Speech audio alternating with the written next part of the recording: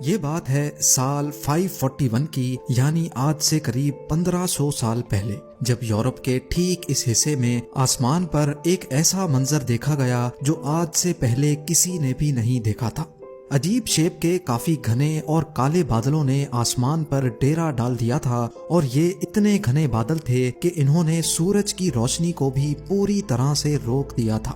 پہلے تو یہ سمجھا گیا کہ یہ بادل بارش برسا کر غائب ہو جائیں گے، لیکن ایسا سوچنے اور سمجھنے والوں کو کہاں معلوم تھا کہ یہ بادل کچھ ایسا کرنے والے ہیں جس کو ہمیشہ کے لیے یاد رکھا جائے گا۔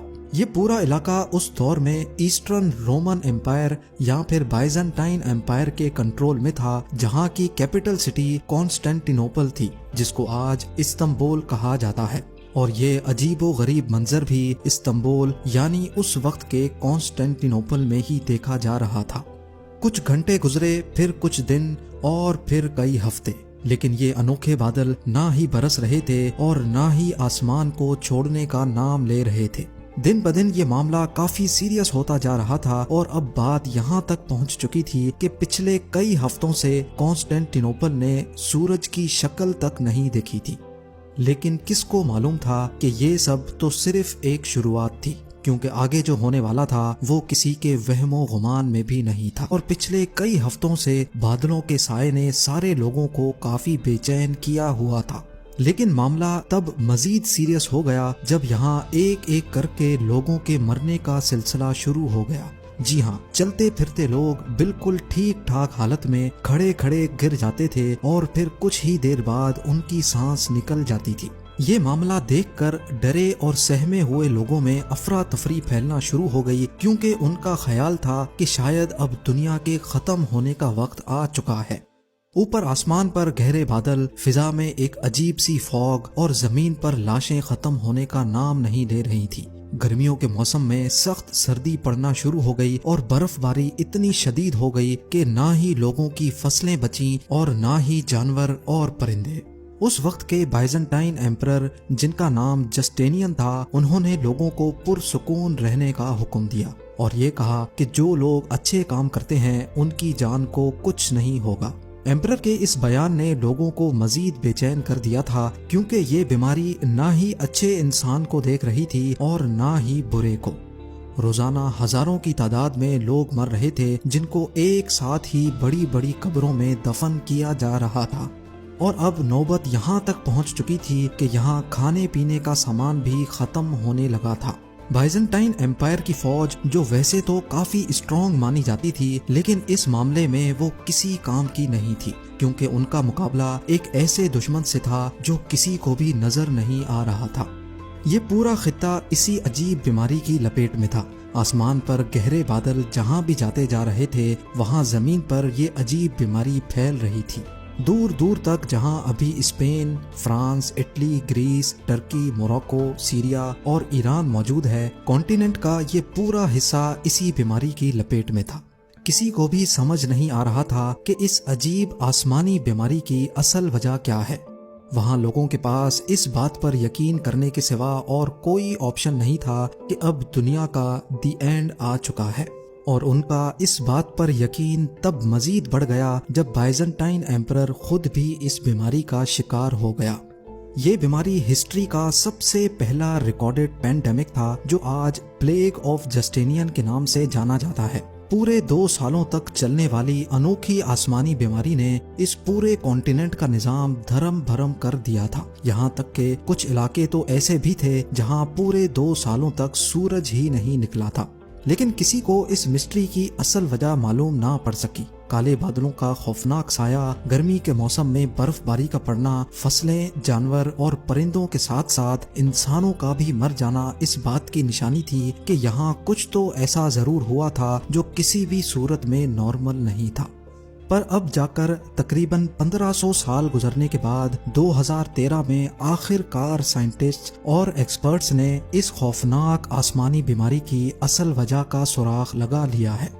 کروڑوں لوگوں کی جان لینے والی اس بیماری کا راز استنبول سے 5000 کلومیٹر دور گرین لینڈ میں چھپا ہے۔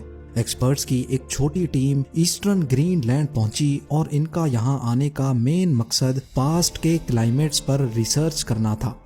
گرین لینڈ میں ہر وقت بہت ایکسٹریم ویدر ہوتا ہے. یہاں عام حالات میں بغیر پروفیشنل اکوپمنٹ کے رہنا بالکل بھی پاسبل نہیں ہے. جون جولائی میں جہاں کئی کنٹریز کا ٹیمپریچر 50 ڈگری سیلسیس کراس کر جاتا ہے، اسی وقت گرین لینڈ کا ٹیمپریچر -18 ڈگری سیلسیس ہوتا ہے. گرمی کا موسم گرین لینڈ کے آس پاس بھی نہیں بھٹکتا. اسی وجہ سے یہاں کی برف کا میلٹ ہونا پاسبل ہی نہیں ہے. آسمان سے برسنے والی سنو فال فضا میں موجود پارٹیکلز کو بھی اپنے ساتھ زمین پر لے آتی ہے. یعنی اگر ماحول میں ڈسٹ ہوگی تو وہ سنو فال کے ساتھ نیچے زمین پر آ جائے گی. ایکسپرٹس کا ماننا ہے کہ یہاں برف کے نیچے پچھلے 1,00,000 سالوں کا کلائمیٹ ڈیٹا ابھی تک محفوظ ہے. ہر سال گرین لینڈ میں جو برف پڑتی ہے وہ لیئرز میں ایک دوسرے کے اوپر جمع ہوتی جاتی ہے. ایک سال کی لیئر 5 سینٹی میٹر موٹی ہوتی ہے. یعنی اگر آج سے 1500 سال پہلے کا کلائمیٹ ڈیٹا جاننا ہو تو تقریباً 75 میٹر نیچے موجود سنو کے سیمپلز کو باہر نکال کر اس کی لیب ٹیسٹنگ کرنا ضروری ہے. ایکسپرٹس نے یہاں ڈرلنگ کا کام اسٹارٹ کیا اور پچھلے 2000 سالوں سے پڑنے والی برف کو باہر نکال لیا گیا. نکالے جانے والے سنو کور کی ٹوٹل لمبائی 100 میٹر سے بھی زیادہ تھی، جس میں برف کے وہ حصے بھی شامل تھے جو پلیگ آف جسٹینین کی خوفناک بیماری کے دوران گرین لینڈ کے آسمان سے برسے تھے. نکالے جانے والے آئس کور پر الیکٹریکل کنڈکٹیوٹی ٹیسٹ پرفارم کیا گیا تو حیرت انگیز طور پہ ایئر 500 سے 600 کے درمیان پڑنے والی برف میں سلفر کی ایک اسپائک دیکھی گئی. یہ اسپائک اس بات کی نشانی تھی کہ جس دور میں کانسٹینٹینوپل میں 2 سالوں تک کالے بادل منڈلا رہے تھے، اس دور میں ایٹماسفیئر میں کچھ نہ کچھ گڑبڑ ضرور تھی. سلفر ڈائی آکسائڈ ایک بہت خطرناک گیس ہوتی ہے جو کہ نہ صرف انسانوں کے لیے بلکہ جانوروں، پرندوں اور پلانٹس کے لیے بھی ہارمفل ہوتی ہے. اگلا ٹاسک یہ جاننا تھا کہ 6th سینچری کے دوران ایٹماسفیئر میں سلفر کیوں موجود تھا اور وہ آیا کہاں سے تھا. ایکسپرٹس کا ماننا ہے کہ آسمان میں اتنے زیادہ سلفر پارٹیکلز صرف ایک چیز سے پیدا ہو سکتے ہیں اور وہ چیز ہے والکینو. جی ہاں، ارتھ کے اندر مختلف مقامات پر پگھلے ہوئے پتھر میگما کی صورت میں ابل رہے ہوتے ہیں. ارتھ کی آؤٹر لیئر اپنے پریشر سے میگما کو باہر نکلنے سے روکتی ہے، جبکہ میگما ہر وقت کوئی جگہ تلاش کرتا رہتا ہے جس سے وہ باہر نکل سکے. میگما اور زمین کی یہ جنگ صرف تب تک چلتی رہتی ہے جب تک سمندر کا پانی میگما تک نہیں پہنچ جاتا. اگر سمندر کا پانی میگما تک پہنچنے میں کامیاب ہو جائے تو پانی گرم ہو کر گیس بن جاتا ہے اور یہی گیس اب میگما کے ساتھ مل کر زمین پر اور زیادہ پریشر دینے لگتی ہے. بس پھر کسی بھی ویک پوائنٹ سے میگما لاوا کی صورت میں پھٹ کر باہر نکل آتا ہے. پانی اور سلفر یہ دونوں چیزیں والکینو کے ساتھ مکس نہیں ہوتی بلکہ یہ پاورفل گیس کی صورت میں آسمان میں پھیل جاتی ہیں. انتہائی طاقتور والکینو سے نکلنے والی والکینک گیس ہزاروں میل دور تک بھی آسانی سے پھیل سکتی ہے. آسمان میں موجود سلفر پانی کے ڈراپلیٹس کے ساتھ مل کر سلفیورک ایسڈ بن جاتا ہے جو کسی بھی صورت میں انسان کے لیے ڈیڈلی ثابت ہو سکتا ہے. سلفیورک ایسڈ کے یہ بادل اتنے گھنے ہوتے ہیں کہ یہ سورج کی روشنی کو بھی پاس نہیں ہونے دیتے. 1500 سال پہلے پلیگ آف جسٹینین کے کیس میں بھی کچھ ایسا ہی ہوا تھا. یہ بات تو کنفرم ہو چکی تھی کہ یورپ میں لاکھوں لوگوں کی موت کا ذمہ دار ایک خطرناک والکینو تھا. ایک طرف جان لیوا سلفیورک گیس تو دوسری طرف سلفیورک ایسڈ کے بادل.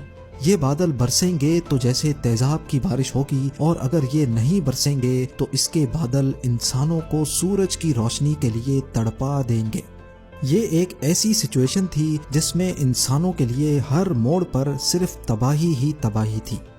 جس والکینو کے پھٹنے سے یہ ساری تباہی ہوئی تھی وہ والکینو کون سا تھا یہ جاننا ابھی بھی باقی تھا. کئی سالوں کے بعد ایکسپرٹس اس نتیجے تک پہنچے کہ کانسٹینٹینوپل سے 11,700 کلومیٹر دور سمندر کے اس پار ٹھیک اس مقام پر ایل سیلویڈور میں واقع ایلوپونگو لیک ہے. جب کانسٹینٹینوپل میں پلیگ آف جسٹینین آیا تھا اسی دور میں اس لیک کے اندر سے ایک خوفناک والکینو پھٹا تھا اور اس کی جیتی جاگتی مثال یہ پہاڑ ہے. یہ پہاڑ جو دکھنے میں تو بالکل نارمل لگ رہا ہے لیکن یہ اصل میں والکینک ایش کا پہاڑ ہے جو اسی لیک کے اندر 1500 سال پہلے پھٹنے والے والکینو کے نتیجے میں بنا تھا. ناظرین، اس وقت دنیا میں کروڑوں لوگ والکینوز